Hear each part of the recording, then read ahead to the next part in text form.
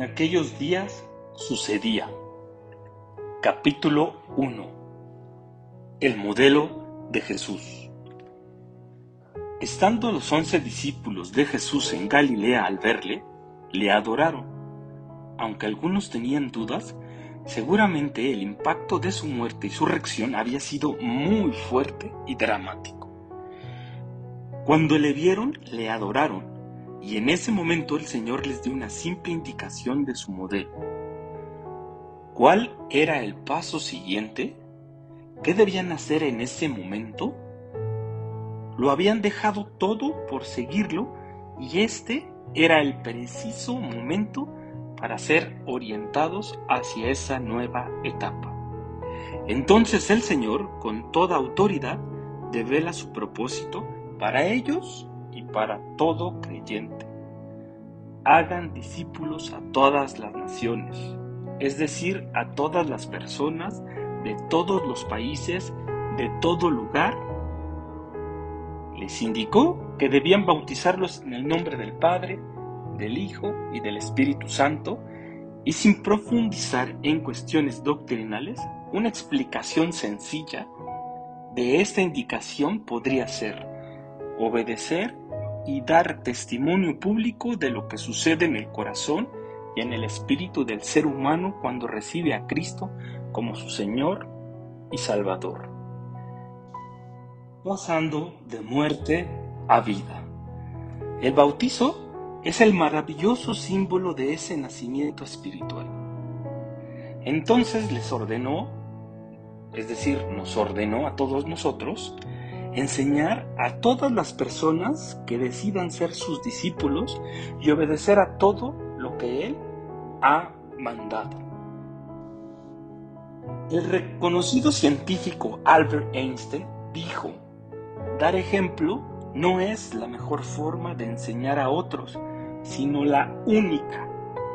Especialmente, las verdades espirituales pueden ser entendidas cuando son reales en la vida de quien las enseña, de modo que no suenen huecas y sean un testimonio genuino. Finalmente, el Señor, quien fue tentado en todo y sufrió las debilidades del ser humano, nos enseñó con el ejemplo a manera de infundirnos ánimo para la lucha espiritual que debemos enfrentar contra nuestra propia carnalidad, contra el mundo y contra el enemigo de Dios, para obedecer todo lo que nos ha mandado. Al final de su mandato nos otorga la hermosa promesa de estar con nosotros todos los días de nuestra existencia o hasta el fin del mundo, lo que suceda primero. La Biblia de las Américas, en Mateo capítulo 28, versículo 16 y Marcos capítulo 16, versículo 15, muestra el título La Gran Comisión. Y aunque parecieran eventos disasociados, pues uno habla de hacer discípulos y otro de predicar el Evangelio a toda criatura, se refieren a lo mismo. Hacemos discípulos cuando predicamos el Evangelio. El que cree y es bautizado es salvo. Ambos evangelios mencionan que hagamos discípulos a todas las naciones predicando la palabra, lo que implica que nuestro corazón se someta a un proceso de purificación para que el Espíritu Santo pueda usar nuestras vidas de manera poderosa. Para que en el nombre de Jesús podamos echar fuera demonios, hablar nuevas lenguas, no ser dañados por serpientes o beber cosa mortífera, poner nuestras manos sobre los enfermos y sanarlos, y así andar haciendo el bien como el Señor lo hacía, y llegue el día que hagamos mayores obras que las hechas por Él. Esta es la mejor manera de hacer discípulos: predicar el Evangelio y enseñar a otros a hacer lo mismo. La manera en la que Juan el Bautista enseñó a sus discípulos es un gran ejemplo. Les insistía que vendría uno mayor que él, a quien ni él mismo conocía, y que mientras éste llegaba, debía predicar el arrepentimiento y bautizar en agua como Dios se lo había pedido. Juan entendía que estaba preparando el camino para que Jesucristo fuera manifestado a Israel y después al mundo entero. Estando Juan con 2 de sus discípulos, al ver a Jesús les dijo: «He aquí el Cordero de Dios que quita el pecado del mundo». Esta era una enseñanza cotidiana, pues la reacción de sus discípulos fue formidable. Al oír que Jesús era el que esperaban, simplemente le siguieron y estuvieron con él durante 3 años. El trabajo de Juan el Bautista fue excelente, pues no estuvo formando discípulos para sí mismo, sino para el Maestro que no habían visto y que esperaban por fe. Al seguirlo, además, hubo una réplica inmediata del modelo al llamar a Andrés, a Simón Pedro y traerlo con Jesús.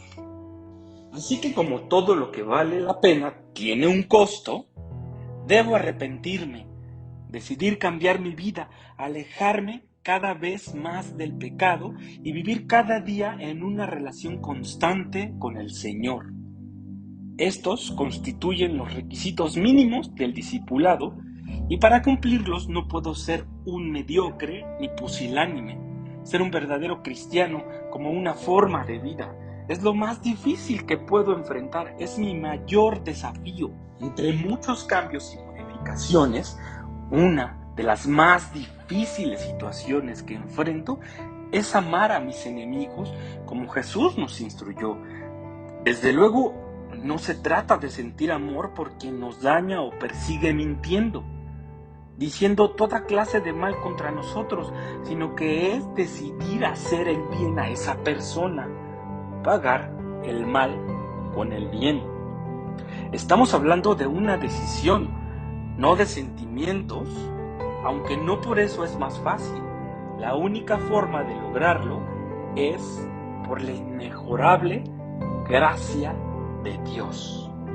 La instrucción del Señor es muy clara: hagan discípulos. Precisamente es lo que el Señor hizo al iniciar su ministerio. Llamó a sus discípulos. Resulta muy interesante que la palabra discípulo se menciona únicamente en el Evangelio de Mateo y en el libro de los Hechos un par de veces, sin que se vuelva a utilizar dicho término en el resto de la palabra. Me pregunto, ¿habrá sido un antídoto de los discípulos en contra de hacer algo religioso? ¿O un antídoto que los discípulos usaron para que no fuera levantado ningún otro nombre sino solo el de Jesucristo?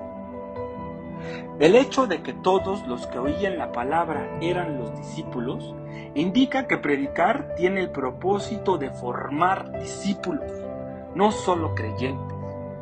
Es decir, personas obedientes a la palabra, no solo personas salvadas de su pecado pasado y sus consecuencias.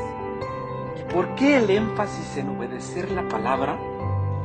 Porque eso es lo que más nos conviene. Los principios y valores que encontramos en las Escrituras son los únicos que pueden cambiar el corazón del ser humano y llevar al mundo a vivir en paz y felicidad. Es impresionante que el libro de los Hechos habla de multitudes en varias ocasiones. Multitud de los que creían, multitud de los discípulos, el número de los discípulos se multiplicaba grandemente. Aún muchos de los sacerdotes obedecían la fe, enseñaron a muchas personas, etc. No olvidemos que el contexto histórico-social era verdaderamente complicado. Los cristianos de aquella época sufrían la necesidad de esconderse para reunirse. Hoy solo algunos sufren el ocultar que son cristianos, pues se avergüenzan de ellos socialmente. Sufrían la muerte. Hoy la mayoría solo sufrimos olvido, sufrían persecución. Ahora la mayoría solo sufrimos rechazo, aunque lamentablemente en algunos lugares como Chiapas aún hay quienes sufren persecución, despojo y asesinatos. Situación altamente reprobable. Desde este espacio enviamos nuestra solidaridad con todos aquellos y un clamor enérgico a las autoridades por justicia. En aquellos tiempos la situación política era agravante. Crecían tanto el número de seguidores que los romanos se impresionaron tanto que pronto pasaron de la admiración a la profunda preocupación, al sentirse amenazados de perder el poder que ostentaban, y por eso los perseguían, al grado de pretender exterminarlos.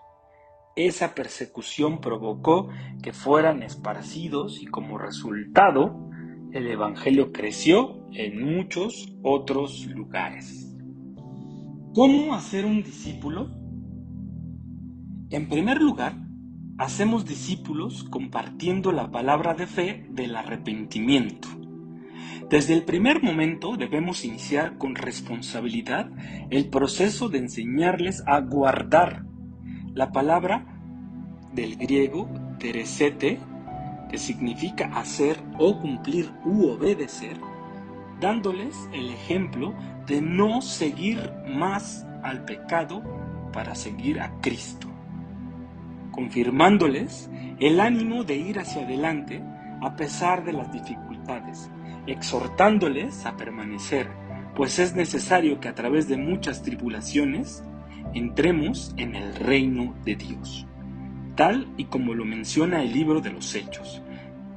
Es difícil, pues hacer discípulos es mucho más que hablar. Ser para que hagan. Hay que ser para que sean. Hay que alcanzar para que alcancen. Hay que obedecer para que obedezcan. Hay que arrebatar para que arrebaten. Debemos llegar a ser un poco más cada día como el Maestro, el Señor Jesucristo. Así lo irán logrando también ellos. Discipular es decidir vivir juntos la vida cristiana. El Maestro es Jesucristo y todos nosotros sus discípulos. Es ser facilitadores de la enseñanza de lo que Él nos ha mandado. En otras palabras, se trata del proceso de llegar a ser como Jesús. No podemos pensar que tomar una clase a la semana será suficiente. Tampoco reunirnos a orar de madrugada una vez al mes o recibir algún consejo bíblico esporádico. Estamos hablando de un compromiso por el resto de nuestras vidas. Somos llamados en tanto que hemos sido predestinados para llegar a ser conformados a su imagen, para que Él sea el primogénito entre muchos hermanos. Es decir, debemos parecernos al Señor en palabra, obra y omisión. El genuino y verdadero discipulado consiste en decir, hacer y dejar de hacer como Él lo hizo. Cristo tiene que ser formado en nosotros. En el proceso de llevar la palabra a quienes no conocen al Señor, encontraremos personas fáciles de ayudar, otras no tanto, personas amables y agradecidas, otras menos, personas nobles y dispuestas a obedecer rápidamente la palabra, otras renuentes a ello. Así que necesitamos mucho ánimo para no cesar en nuestra labor. Recordemos que en cada uno de nosotros, el Padre, quien empezó la buena obra, la perfeccionará hasta que Jesucristo regrese a la tierra. El discipulado no es un curso, ni consiste en leer algunos buenos libros, no es cursar un centro de capacitación o una escuela bíblica, ni puede reducirse a un par de años de entrenamiento. Terminaremos el proceso de discipulado en el arrebatamiento o el día de nuestra muerte, lo que suceda primero. Entonces, ¿cuál es la meta?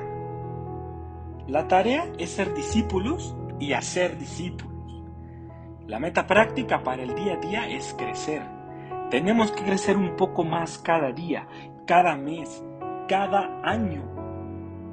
De esto se trata la lucha del cristiano.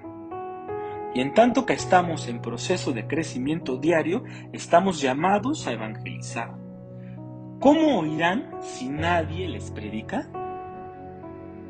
Algunos crecerán más rápido que otros, y habrá temporadas en que nosotros mismos creceremos más rápido y otras más lento. El apóstol Pablo experimentó un proceso maravilloso, aunque seguramente muy difícil. Primeramente, desestimaba todo lo que había obtenido o logrado en su vida, valorando mucho más el amor de Cristo que cualquier otra cosa. Para él, la excelencia era conocer a Cristo Jesús sin importarle perderlo todo, considerando su pérdida como basura para agradar a Cristo y permanecer en él. Pablo no se justificaba por su cultura, su éxito, ni por sus ideas o religión, por las leyes de los hombres o su propia justicia, sino que se sostenía en el poder de Dios, con la plena conciencia de que debía participar en los sufrimientos de Cristo, incluso con la disposición de morir por Él, sabiendo que resucitaría en el día postrero. Desde luego, tenía la claridad y conciencia de que le faltaba mucho para ser perfecto. Sí, como a ti y como a mí, pero nos animó a seguir en la lucha, olvidando lo que ya pasó, invitándonos a seguir adelante hasta alcanzar la meta, el propósito por el cual Dios nos llamó en Cristo, enseñándonos para qué fuimos creados, para pasar la eternidad junto a Él. De eso se trata la vida cristiana, convertirnos a Cristo y parecernos a Cristo. ¿Estás en el proceso de crecer, madurar y desarrollarte? ¿Tienes un facilitador de la enseñanza de Jesús? Un discípulo es una persona que recibe a Cristo en su corazón, lo confiesa con su boca, diciendo crecer en la gracia y madurar en el conocimiento, limpiando su camino y enderezando su vereda, desarrollando el alma y cambiando el mundo, compartiendo la palabra y enseñando con el ejemplo. Se trata de un proceso que comienza desde que nacemos de nuevo hasta el último instante de nuestras vidas. Tan fácil o tan difícil como eso. Se trata de un reto enorme, pero más grande es su gracia. Cristo padeció tomando forma de siervo y estando en esta condición se humilló hasta la muerte para dejarnos ejemplo, para que sigamos sus pisadas. Seguir sus pisadas es decidir con el poder del Espíritu Santo y en la autoridad en el nombre de Jesús, tener la misma obediencia que Él tuvo hasta la muerte, como los primeros discípulos. Esa es la obediencia que debemos mostrar. Eso es lo que debemos multiplicar en otros. Para lograr una hazaña tan grande, debemos decidir ser valientes como David, Gedeón, los apóstoles y tantos mártires que no negaban que Jesús es el Señor, aunque eso les traía la muerte como consecuencia en los coliseos romanos. Ellos eran esos violentos que arrebataron el reino de los cielos con violencia, dejándonos ejemplo para que hagamos lo mismo. ¿Eres uno de esos 300 guerreros de Gedeón o de los valientes de David que ganaron tantas batallas? ¿Eres uno de los 3,000 que recibieron la fe en la primera predicación o de los 5,000 que lo hicieron en la segunda? ¿Eres como alguno de los discípulos de Cristo que trastornaban las ciudades a las que llegaban? ¿Estás dispuesto a ser uno de esos que hoy y aquí decidan cumplir la gran comisión al costo que sea y hacer discípulos de Cristo a todas las naciones? A sus discípulos, Jesús les enseñaba a hacer camino andando. Estuvieron con Él noche y día durante 3 años. Le oían hablar, aprendían practicando, oraban por los enfermos, echaban fuera demonios y se sorprendían que les obedecían. Recibían la sabiduría que vertía. Muchas de esas obras No las entendían en un principio, pero eran sembradas semillas que germinarían a su tiempo, en un futuro apacible de justicia, al ir cumpliendo la hermosa encomienda que más tarde el Señor les daría, antes de ascender a los cielos. Ser, hacer y enseñar lo mismo que vieron en Él durante el tiempo que le acompañaron. Así es hoy el llamado que tenemos. Debemos ser esos facilitadores que enseñen con su propia vida, conquistando nuestras propias batallas, dominando nuestros instintos, doblegando nuestros impulsos, rechazando lo mundano, venciendo tentaciones. Dicho en otras palabras, asumiendo como propio el estilo de vida de Jesucristo y facilitando que otros hagan lo mismo, aprendiendo todos de Jesús y a su vez facilitando sus enseñanzas a muchos más. Multiplico lo que tengo, no lo que creo. Multiplico lo que hago, no lo que digo. Multiplico hechos, no palabras. Multiplico una forma de vida y no una religión. Ritos, tradiciones, ceremonias. Jesucristo tiene dos elementos que son indispensables en el tema del discipulado. A. Morir a nosotros mismos poco a poco, de manera que la virtud vaya desarrollándose para después. B. Multiplicarse en otros a través de nuestro ejemplo. Jesús murió para darnos vida y es eso precisamente lo que quiere continuar haciendo con muchos miles a través de nosotros.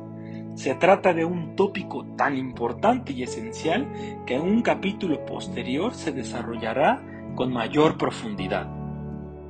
Multiplicación. Hace algunos años encontré que la Biblia no solo toca el tema de la multiplicación, sino que el término se menciona expresamente.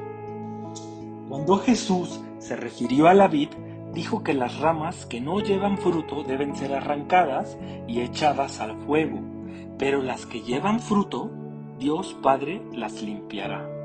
Es decir, el Señor perdonará, sanará, liberará, madurará y lavará para llevar más fruto, o dicho de otra manera, para que el fruto se multiplique en otros.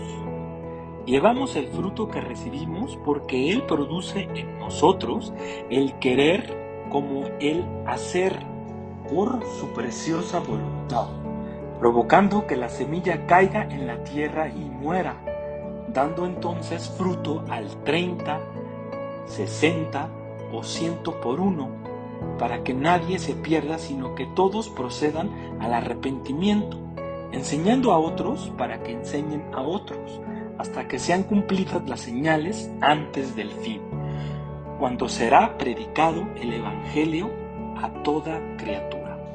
Y hemos de estar velando, preparados para aquel precioso día en que nos pondrá sobre todos sus bienes, juntando a sus escogidos.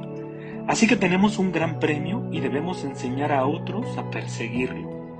El precio que debemos pagar es pequeño comparado con la bendición enorme que nos espera. No lo aprisionemos ni la detengamos. Es el tiempo de que muchos miles sean enseñados a velar y esperar la gloriosa segunda venida del Señor a esta tierra. Sin duda que Dios pudo usar cualquier método para lograr su cometido de ir salvando a la humanidad uno a uno hasta que Él venga. Pudo sin duda haber hecho que la televisión o el internet y las redes sociales fueran inventadas en el tiempo de Jesús. Sin embargo, decidió usar un método mucho más simple, aunque también más complicado de lograr, pues implica el desnudar el alma. La televisión y las redes sociales están deshumanizadas, pues muestran solo lo que se quiere mostrar, transmitiendo una imagen muy mejorada y distorsionada de la realidad de cada persona. Dichos medios masivos penetran a velocidades inimaginables y se multiplican como la espuma. Tal vez esa es la razón por la que el Señor utilizó y propuso un modelo mucho más simple, pero mucho más contundente. Enseñó con su propia vida para que las multitudes enseñaran a otros y esos, a su vez, a muchos más, y así sucesivamente hasta que el mundo fuera alcanzado. Pero algo sucedió, algo detuvo ese crecimiento. El modelo que Jesús eligió tiene características únicas. Primero, fue enseñado directamente por el autor. Segundo, se trató de un modelo que no era únicamente teórico, sino sumamente práctico. Tercero, eventualmente, en el contexto social de aquella época, era la mejor manera de transmitir verdades espirituales. Y cuarto, el momento histórico era el mejor.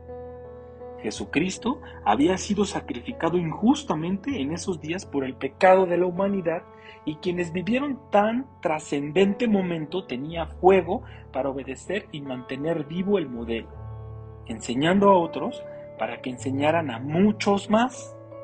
Al menos así sucedió por algunas décadas. Una muy pequeña semilla de mostaza fue puesta en las manos adecuadas para que con el cuidado suficiente y el corazón dispuesto a multiplicar, germinara poderosamente uno a uno, persona a persona, logrando multitudes. ¿Habrán sido miles? ¿Decenas de miles? ¿Centenas de miles? Seguro que sí. Quizá en aquella época algunos romanos se adjudicaron el triunfo de tener el modelo de multiplicación del Señor, pero lo verdaderamente triste es que se detuvo desde adentro. No fue ni la persecución, ni las agresiones para exterminarlo, tampoco lo difícil de haber sido esparcidos por todo el mundo conocido de la época, sino de la religiosidad y la carnalidad de algunos, lo que pervirtió el precioso modelo de Jesús. La reproducción discipular se da sine qua non, si el maestro es Jesucristo.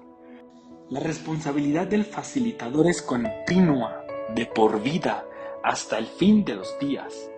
Toma una vida entera la maduración y por ende el crecimiento del creyente.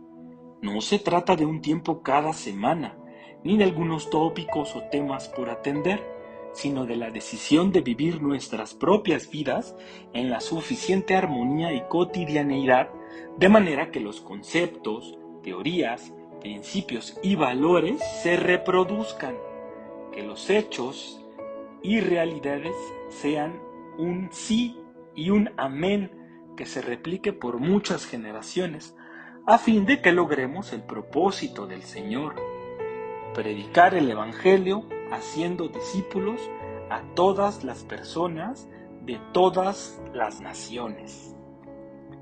Debemos insistir para que aquello que hemos oído del Señor lo encarguemos a hombres y mujeres fieles que sean capacitados y aptos para enseñar a otros.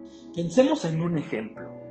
Una primera generación representada por Pablo inicia el modelo de multiplicación aprendiendo del ejemplo del Señor, enseñando a Timoteo a obedecer lo que Dios nos ha mandado.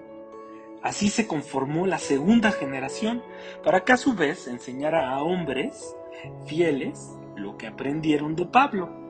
Esta fue la tercera generación, quienes replicaron el modelo enseñando a su vez a una cuarta generación y así sucesivamente.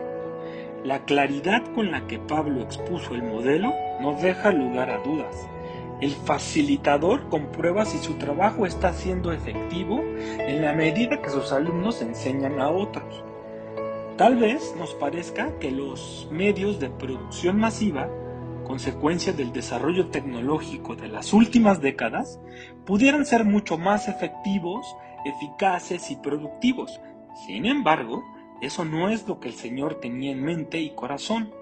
Los seres humanos tendemos a pensar que vale más ganar a muchos al mismo tiempo en vez de hacerlo poco a poco o incluso uno a uno. Tendemos fácilmente a pensar que todo tiempo pasado fue mejor, y la razón principal es que esos tiempos pasados, en el caso de muchos, realmente fueron mejores. Hoy día los conceptos de tiempo, costos, eficacia y eficiencia permean en todos los ámbitos, incluso en el espiritual. El meollo del asunto radica en evitar toda mezcla de los conceptos humanos y del mundo con los conceptos espirituales y de Dios. Dentro de las tendencias actuales, es de lo más natural que busquemos un especialista para cada tema de nuestro interés o necesidad, pero sin duda el experto más sobresaliente es el Señor Jesucristo en todos los temas espirituales. Sus conceptos, principios, valores y todo tipo de propuestas no solo siguen vigentes, sino que constituyen la luz del faro que alumbra el entendimiento para conocerlo y decidir con sabiduría obedecer lo que nos ha mandado. Recordamos que Jesús nos dice a todos los que creemos en Él que si no llevamos nuestra cruz y le seguimos, no podemos ser sus discípulos. Así, nos enfrentamos a estas disyuntivas: muerte o vida, salvación o perdición, amistad con Cristo o enemistad, o estamos con Él o estamos en su contra. De esta manera debemos decidir lo correcto, a fin de convertirnos en sus discípulos, muriendo a nosotros mismos para que en nuestra muerte reproduzcamos la vida de Jesús nuestro Señor en otros. Un tema muy trascendente es que el Señor plantea solo dos alternativas: lo seguimos o lo rechazamos, lo que por supuesto tiene un gran costo que debemos calcular como si estuviéramos construyendo una torre para saber si tenemos lo suficiente para acabarla. Me impacta que muchos de los discípulos del propio Jesús, habiendo calculado lo que significa seguirle, llegaron a apartarse y ya no andaban con él. ¿Increíble? ¿Inverosímil? ¿Inimaginable abandonar al mismo Señor? Hoy podríamos afirmar que nunca le dejaremos, pero debemos preguntarnos si realmente estamos dispuestos a pagar el precio de morir a nosotros mismos para seguirle y nunca dejarle. Podemos conservar lo que somos y lo que tenemos, nuestras metas y deseos, nuestros derechos y posesiones, nuestras agendas y nuestro futuro. Pero no podemos soslayar que lo que está en juego es nuestro destino eterno. O Cristo es verdaderamente nuestro Señor, o simplemente seguimos acomodándonos en nuestras doctrinas y liturgias personales. Lo mejor es que decidamos llevar nuestra cruz para ir en pos de Él y ser sus discípulos. El llamado de Jesucristo hoy es el mismo que hace más de 20 siglos: dejarlo todo y seguirlo. Lo que sin duda no se trata de abandonar de manera irresponsable nuestras actividades, sino por el contrario, cumplir mejor con todas ellas dando testimonio. Ello lleva implícito cambiar nuestras prioridades, quitando el corazón de lo que nos aleja de su propósito y enfocándonos en cumplirlo, aunque debamos morir con Él para vivir para Él. Discipular es llegar a creer y vivir y declarar cotidianamente que vamos muriendo poco a poco, más y más, para entonces ir viviendo poco a poco y también más y más. Como se mencionó con anterioridad, Jesús inició su ministerio llamando a sus discípulos. Dedicó 3 años a formarlos, enseñándoles con el ejemplo. El clásico "yo lo hago para que veas cómo". Después tú lo haces y yo te observo para corregirte. Entonces tú lo haces, replicando lo aprendido. Ese modelo hoy sigue vigente. Es el trazo y el paso a seguir. Enseñar a otros obedeciendo, sin ser sacudidos por las olas, ni ser llevados por vientos de doctrinas, ni por astucia o artimañas humanas erróneas, sino creciendo en todo bien, ajustados y unidos coyunturalmente, haciendo cada uno la parte que nos corresponde, siendo edificados en amor, hasta que todos lleguemos a ser como Él en unidad de la fe. conociéndolo más cada vez y madurando junto a Él. Para crecer, madurar y desarrollarnos en su voluntad, debemos cumplir con un ingrediente indispensable en la vida cristiana: vivir insatisfechos. Esto implica vivir anhelando más del Señor. La oración continua debe ser: lávame más y más de mi maldad, como lo hizo David. Hemos de sentir hambre y sed de su justicia todo el tiempo. No se trata de realización personal ni de desarrollo humano. No debemos llegar a estar satisfechos espiritualmente. No podemos pensar que hemos alcanzado un nivel suficientemente sano. Ello sería dejar de considerar que Dios es infinito, que siempre tiene más para cada uno, que su amor nunca deja de ser y que su voluntad es que lleguemos a la plenitud de la estatura de Cristo. No ser turbio. Imitar a Jesucristo implica vivir vidas radicales. Debemos ser fríos o calientes, dar todo o nada en nuestras decisiones, extremistas en lo que hacemos y cómo lo hacemos, radicales en buscarle y depender de Él. Lo más triste que nos pudiera suceder es que el Señor nos vomite de su boca. Decidamos con firmeza vivir insatisfechos y no volver a ser tibios. Nunca creamos o pensemos que tenemos lo suficiente en ningún área de nuestras vidas. Vivamos en constante necesidad, siendo pobres, ciegos y desnudos espirituales y aún miserables y dignos de lástima, para que tengamos la oportunidad de comprar de la mano del Señor oro refinado por el fuego del Espíritu Santo y entonces ser ricos, limpios de las debilidades, limitaciones y carencias de nuestra humanidad, para que también compremos vestiduras blancas que nos vistan de su santidad y ya no estemos más tiempo desnudos con nuestra tendencia a hacer lo malo. Compremos colirio que nos permita ver la vida espiritual dejando de ver todo aquello que despierta nuestros instintos, alimenta nuestra concupiscencia y seduce nuestros sentidos. Estos sacrificios y enormes esfuerzos cotidianos, al final, repercutirán en esplendorosos premios si es que nos determinamos a arrepentirnos constantemente, siendo celosos por alcanzarlos. Cenaremos con Él y Él con nosotros, de forma personal, y nos concederá sentarnos con Él en su trono. Tal vez tengamos grandes luchas en la búsqueda de santidad. Nuestros hechos y trechos, nuestras acciones y reacciones, nuestros pensamientos y sentimientos, nuestros hábitos y costumbres distan mucho de estar a la altura de lo que el Señor quiere que seamos. Pero una cosa debemos hacer, como Pablo: olvidar lo que ha pasado, extendiéndonos hacia adelante y prosiguiendo a la meta.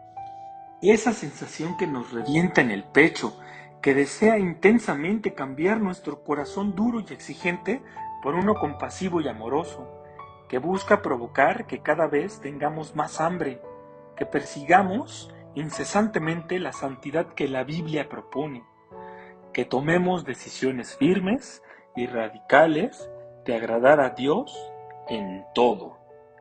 Si todo eso lo hacemos en oración, enseñando, compartiendo el pan y teniendo en común todas las cosas que lleguemos a recibir de Él, dando el ejemplo para enseñar a otros, estaremos cumpliendo el mandato de Jesús de hacer discípulos. Esto es lo que el mundo necesita desesperadamente. Es el único antídoto para el odio, la corrupción, el egoísmo, la envidia y la soberbia, que son quizá los fundamentos principales que provocan los males de la humanidad, y la manera que eso cambie es que la gente conozca a Dios y a quien Él ha enviado, a Jesucristo. Él es la vid verdadera y sin Él nada podemos hacer. Solo tenemos dos opciones: llevamos fruto o nos secamos y somos echados al fuego.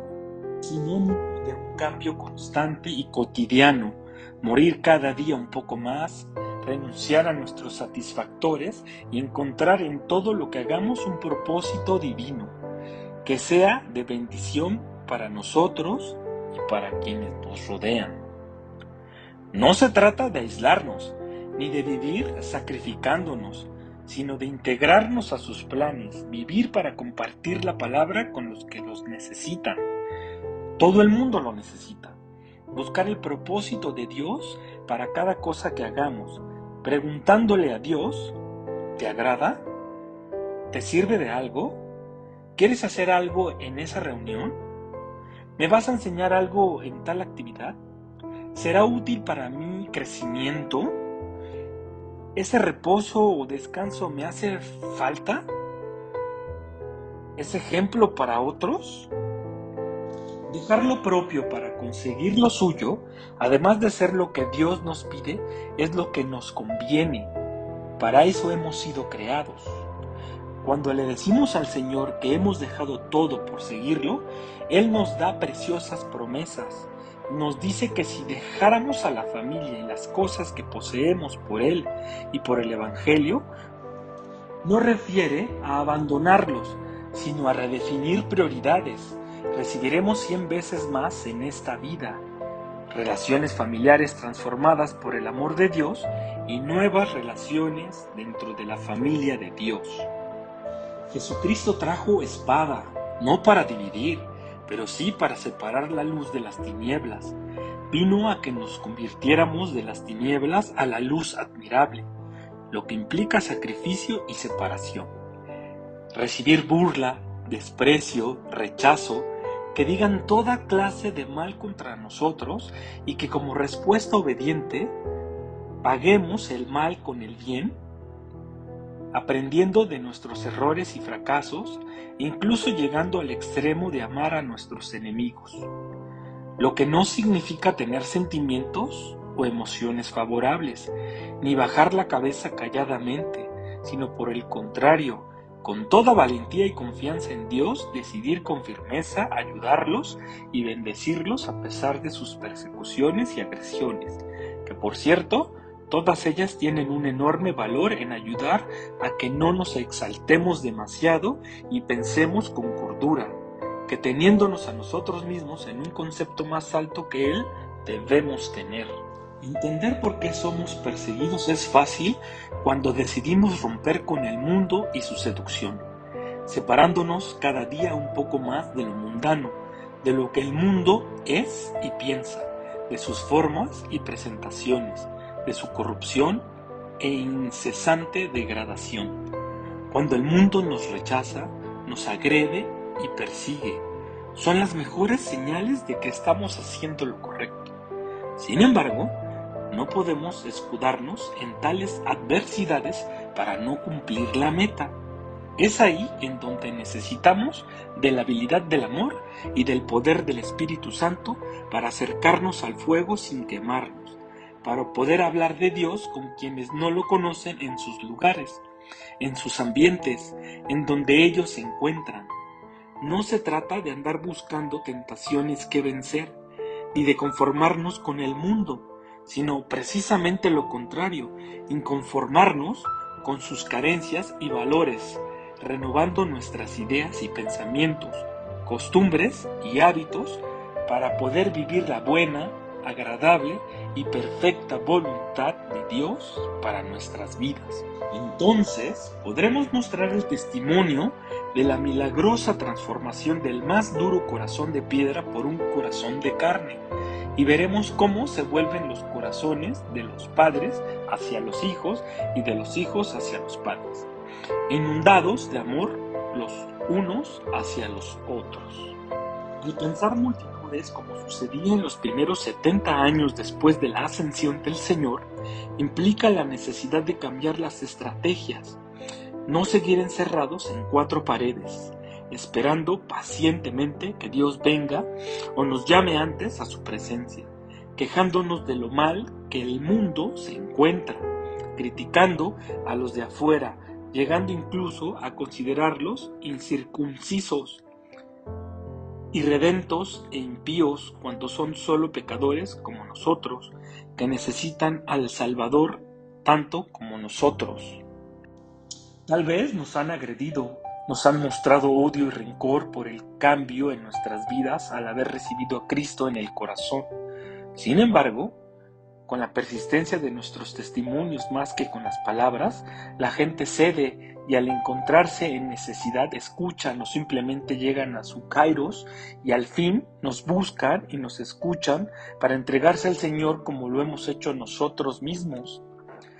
Debemos estar dispuestos a dejar todo, incluso posesiones y propiedades, pues en algún caso el Señor podría pedirnos esas cosas, si es que nuestras prioridades son equivocadas o nuestros corazones se encuentran volcados hacia ellas, como el caso del joven rico que amaba más lo que poseía y el nivel social y reconocimiento que eso le proporcionaba. Lo que el Señor quiere y necesita es nuestro corazón, que le amemos a Él más que a cualquier persona o cualquier cosa o situación.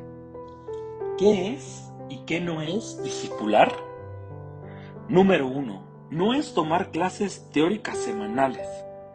Sí es construir un compañerismo frecuente con una interacción profunda entre el facilitador y el nuevo discípulo de Jesús. Número 2. No es dar órdenes desde una jerarquía eclesiástica con la tácita o manipuladora amenaza de perder el favor de Dios. Sí es brindar motivación y un reconocimiento sincero al esfuerzo por obedecer y a la dedicación en servir a la obra de Dios. Número 3. No es una fachada religiosa de aparente santidad y pseudo-perfección. Sí es una convivencia abierta y honesta. El facilitador tiene las mismas luchas que el discípulo. Quizás solo va unos pasos más adelante y tiene un poco más de experiencia en obedecer al Señor y seguir sus pisadas. Número 4. No es enseñorearse del discípulo ni de sus decisiones personales. Sí es exhortación y consuelo, opinión y consejo bíblico. Número 5. No es perseguimiento, sí es seguimiento. Número 6. No es agradar a los hombres ni por parte del facilitador ni por parte del discípulo. Sí es agradar a Dios abundando en ello más y más. Número 7. No es avaricia económica ni de realización personal. Sí es dar de gracia lo que de gracia vamos recibiendo. Número 8. No es paternidad espiritual. Sí es aprecio, condescendencia y profunda amistad. Número 9. No es convertirnos en facilitadores superdotados espiritualmente. Sí es el llegar a ser, como facilitadores, siervos que viven luchando por hacer lo correcto. Número 10. No es imposición, sí es ejemplo. Número 11. No es una responsabilidad y compromiso asumidos ante los seres humanos, sí es asumirlos ante el Señor. Número 12. No es sentir superioridad sobre el discípulo, sí es darle un servicio humilde y respetuoso, tomando el ejemplo del propio Señor Jesucristo. Número 13. No son actos piadosos que busquen manipular el favor de Dios, sí es mucha oración de intercesión y ayuno. Número 14. No es presumir un ejemplo imaginario, sí es enseñar a obedecer obedeciendo. Número 15. No es injusticia, intransigencia, intolerancia, egoísmo, indiferencia o irresponsabilidad.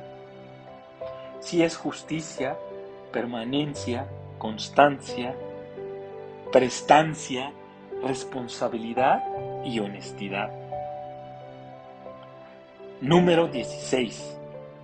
No es perfección, sí es dependencia total de Dios. Número 17. No es contener sobre opiniones. Sí es oír la voz de Dios en su palabra, juntos, facilitador y discípulo. Número 18. No es una división sectaria o elitista. Dios no hace acepción de personas. Sí es multiplicación reproduciendo en otros las enseñanzas de Jesús. Número 19. No es al final de la gran carrera que dura el resto de la vida recibir una corona corruptible. Sí es recibir de la gracia y misericordia de Dios una corona incorrumpible. Volvamos a lo básico.